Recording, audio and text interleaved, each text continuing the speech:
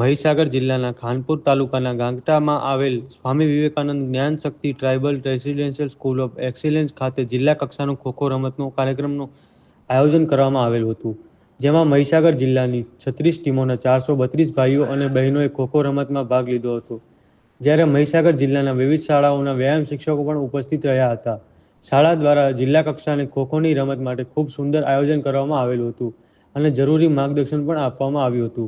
આજરોજ SGFI અંતર્ગત મહીસાગર જિલ્લાની શાળાકીય રમતોમાં ખોખોની સ્પર્ધા સ્વામી વિવેકાનંદ ટ્રાઇબલ સ્કૂલ ગોગટા ખાતે યોજાઈ ગઈ હતી. તેમાં મહીસાગર જિલ્લામાંથી 36 જેવી ટીમોએ ભાગ લીધી હતી અને કુલ રમતવીરની સંખ્યા 432 જેવી હતી.